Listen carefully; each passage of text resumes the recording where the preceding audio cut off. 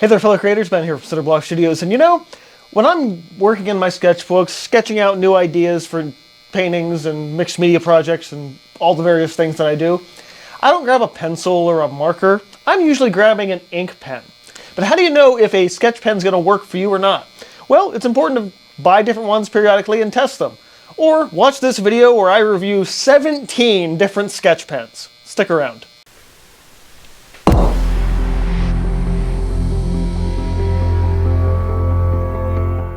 That's right, I managed to gather up 17 different pens that I'm going to be using for a few different sketches to see what are the sort of pros and cons for each of them. What do I like about them? What don't I like about them? And if they would actually be useful to me. For this video, I have separated these pens into sets of 5, 3, and 9.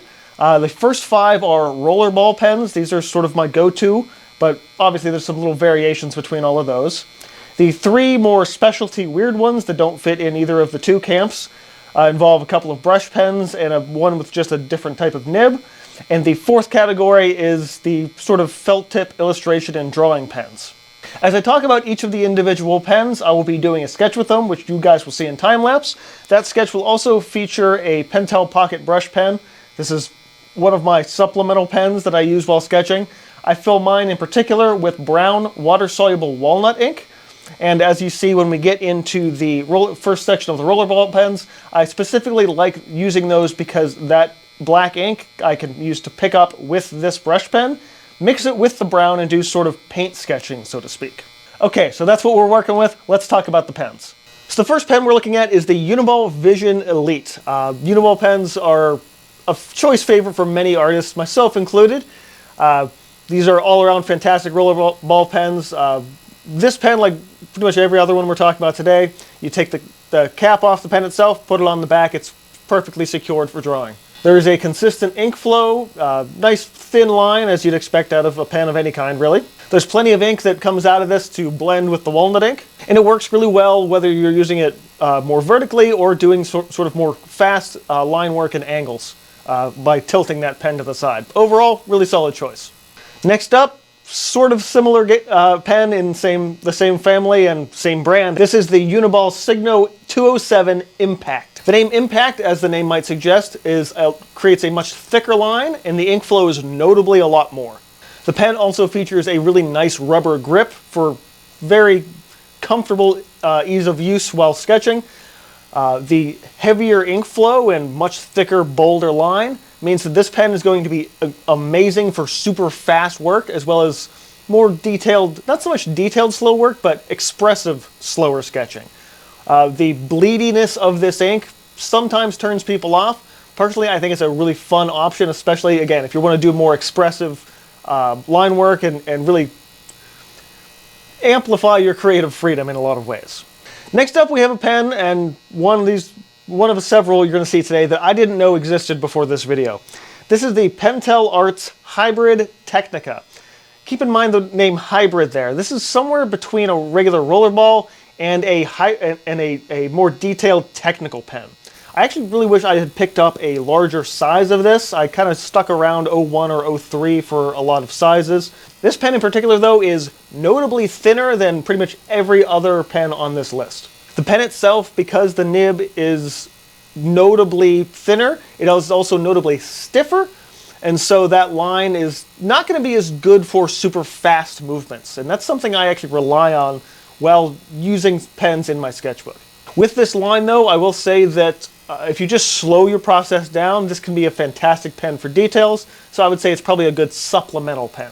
Overall, not as much ink flow, but fantastic detail pen overall. Next up, we have the only pen with a click top. This is the Pilot G2 07 size. This pen has a fairly average amount of ink flow and nice consistent lines. The ink doesn't blend with my walnut ink pen quite as well, but it does have a nice smooth laydown onto your page, whether you're moving very fast or very slow. What's interesting I found about the Pilot G2 is that while it is a really awesome pen overall, I actually like writing with it more than I like sketching with it. It just flows better for writing, at least for me. For that reason, I'm always jotting down my art supply lists with these pens, and not so much doing a lot of sketching with them. The last of the rollerball pens that I'm highlighting today is one that has become, in recent years, my absolute go-to daily driver favorite pen, and that is the Pilot Precise V7. Nice, smooth ink flow, average line weight. Overall, pretty much you can do whatever you want with one of these pens, whether you're using it standardly on a more higher angle or laying down a thinner line by just angling that pen. Does everything you need it to do. I particularly like this pen because it's really excellent at keeping up with me for super fast sketch lines. And as needed, I can pull that ink up and move that around with the brush pen. If you're looking for a rollerball pen that's not the super popular Uniballs, highly recommend a Precise V7. Okay, now for our three oddball ones that didn't fit in either of the two camps. The first of these is one of the options from the Sakura company's Pigma Micron line. We are going to talk about the other Micron pens in a bit, but this is the PN or plastic nib. The plastic nib version of the Micron pen is notably more rugged in terms of the tip itself and can hold up to a lot more pressure and different angles a lot better than a regular Micron can. Like its brother though, Micron pens really struggle with getting and holding up to super fast line movement. So if you need those quick boom, boom, boom, boom, boom sketch lines, you're not really going to be able to do that without slowing down your process. That said, I do really like these pens, and compared to the felt tip version, I think the plastic nib Micron is definitely my preferred favorite over the others. Next up, we have another pen that I didn't know existed until making this video. This is from the Tombow company, their brush pen, and I'm probably going to butcher this, the Fudenoski brush pen. This pen really surprised me. Brush pens vary a little bit in terms of the stiffness or brushiness of their brush tips. This particular pen actually feels a lot closer to the Micron plastic nib.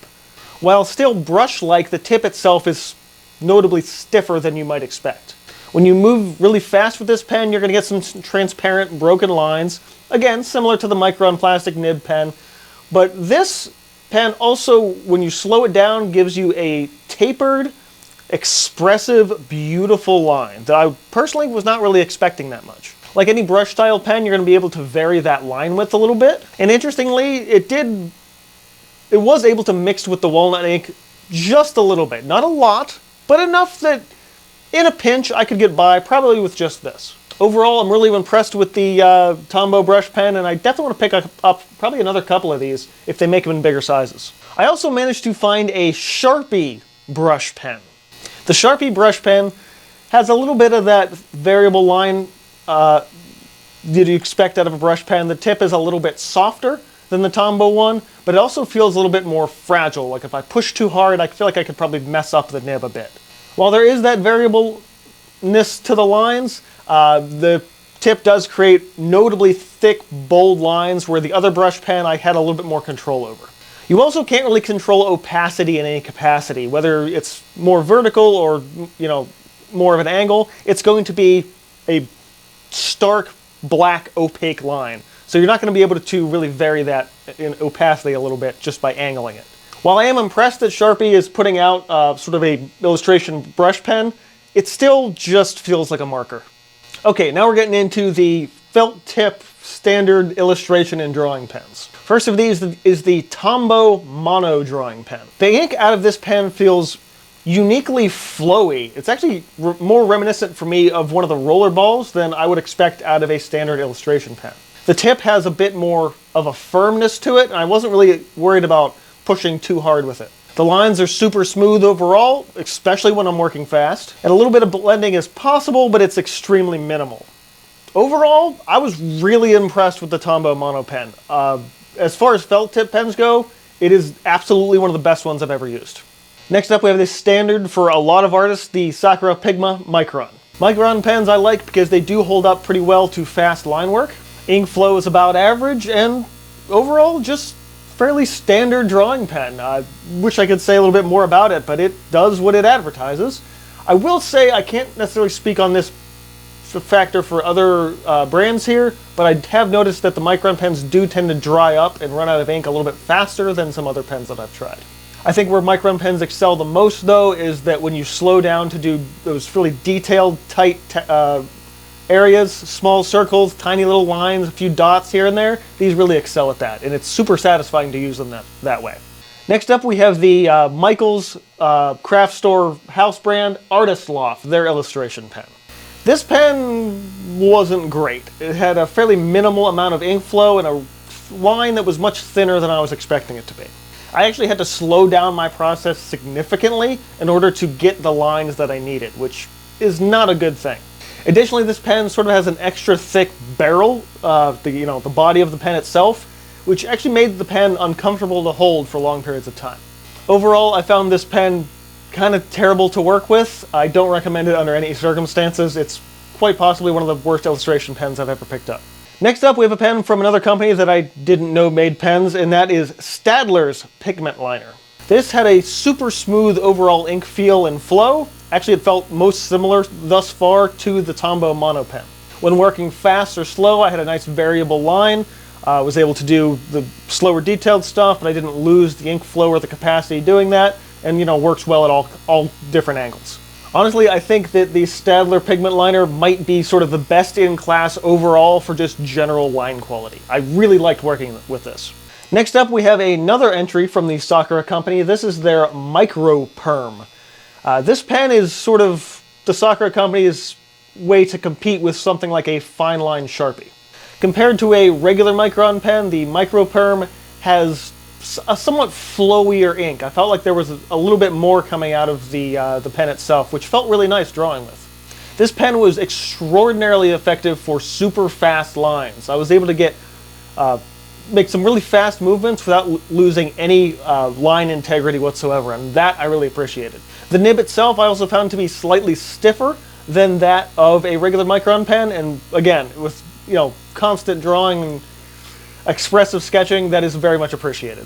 However, where it leans to being more Sharpie-like, and it definitely sort of had that feel with the quality of the ink itself, this pen actually did have the problem of slightly soaking through the paper. Not a lot, not as much as a Sharpie, but it's the only one that did that compared to all the other sketch pens. I think it's great overall, minus the fact that it bled through the page a little.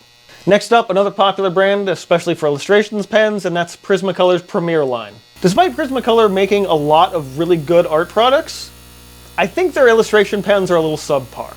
It has a much slower and weaker ink flow compared to a lot of other pens, and I find that it's really a lot less effective for that fast speed sketching that I need.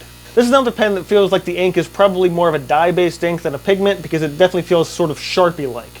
I'd say that the Prismacolor Premier pens are decent, mid-tier, could be worse, but definitely could be a lot better, especially for the price. Next up, we've got another pen that, again, didn't know this one existed. This is Derwent's Line Maker. What I found most interesting about this, because it is technically an illustration pen with a felt tip, I found that curious because this felt a lot closer to a technical pen. The lines are perfect and beautifully thin for fast drawing, but when you slow things down, you get a nice moderation in that line weight, which is awesome. And I know I just said this, but again, the whole time using this, I was like, in my head, it felt in every way like a rollerball or technical pen. And to know that this is actually a felt tip pen is really pretty cool. Overall, I think it's one of my absolute new favorite pens. Okay, we're down to the final two. First one, another brand that I didn't know made pens, or in this case, a brand that I didn't know exists. This is La Pen Drawing. Interestingly, this is the only one of the pens out here with a white barrel, which actually confused me at first. I'm like, was that just a white pen? No, it's a black pen. It just happens to not be a darker color the way you would expect out of any other company that makes a black pen. While this is a felt tip pen, it refers to itself as a technical drawing pen, but it is still a felt tip. The tip itself is fairly standard, maybe leaning a little on the firmer side, and it had great ink flow overall for super fast sketching or super slow sketching. One thing that I found the most interesting about this pen though, unlike all of the other felt tip pens, this one I could actually blend with the walnut ink. It's the only one that you could do that with, which could be a make or break for some people, especially for something that maybe is a line work pen to going over top or underneath with other more wet media such as watercolors. But I found the fact that I could actually do that with this to be pretty impressive. I think this is a fantastic alternative to a rollerball pen, especially if you want to use something that is, not a rollerball pen, but still has the same ink flow and consistency of one. La Pen drawing definitely gets my seal of approval for that. My one gripe with them is similar to the Artist Loft pen. It has a much thicker barrel, which again, for long-term use, it makes it a little bit uncomfortable to hold. And our last drawing pen is Blick's standard illustration drawing pen. It just says Blick, doesn't say illustration pen, drawing pen, it just has a couple of numbers on it. Pigment ink, archival, waterproof, cool. What I found the most interesting about this pen is actually, after you take the cap off, the pen itself is shorter than most drawing pens. Obviously that doesn't make a huge difference when you put the cap on the back of the pen, but I did find it a little curious. I will say that short of the Tombow Mono pen, this Blick pen actually had some of the best overall ink flow in any of the felt tip pens. The lines are bold, but with a little bit of angling can easily be thinned down. Overall, it's actually very similar to the La Pen in the fact that it does actually have a thicker barrel, similar ink flow, slightly stiffer nib. But the difference with the Blick pen is that unlike La Pen, which allows me to blend with the walnut ink, this one does not. So there's your trade-off. So that was quite a lot of pens to jump around and choose from. And you might wonder, okay, there's a lot of good things here. These are all really subtle variations. What are the ones that I actually found that I really liked the most? And which ones would I think I would recommend? I think with the notable exception of the Prismacolor Premier and Artist Loft pens, I can easily recommend any of these. But here are the ones that are indeed my favorites. Like I said at the top of this, the Precise V7 is my go-to daily driver sketching pen, but any of the Uniballs are good too. I was unbelievably impressed with the Tombow brush pen, and if they, again, sell these in some other sizes, I would love to pick them up. For the felt tip pens, again, Tombow's mono liner pen was really awesome, easily one of the best ones I've ever used. I've been a die-hard Pigma Micron fan for years, but these blow them out of the water. I was also super impressed with Staedtler and Derwent's pens as well. These felt a little more technical in terms of their usage, but overall, really love them. Definitely going to be grabbing them here in my studio a lot more going forward. So I'm curious what you guys have to say about these drawing pens. Have you tried some of these? All of them? None of them? Have I opened your eyes about this at all? Like all kind of art media, simply switching between a different brand or choosing a different media in general, different type of pen, different type of paint, can actually have a wild difference or a subtle difference. It all depends on what you have tried and what you decide to use and what you decide you like. As always though, if you learned something, enjoyed this video in any capacity, or just love hearing me talk about art supplies and stuff like this, go and hit the like button. Let me know your thoughts on this in comments below. Get subscribed if you're not already, and it's been reminding you to keep on creating, stay inspired, and I will see you guys next time. Also, if you're still watching and wondering where the Faber-Castell Pitt pens were, I kind of just forgot about them. I have a chisel tip one, but it didn't fit with these. I also have a big brush pen. Neither one of these was comparable. I do like these though. They're similar to the Microns in many ways.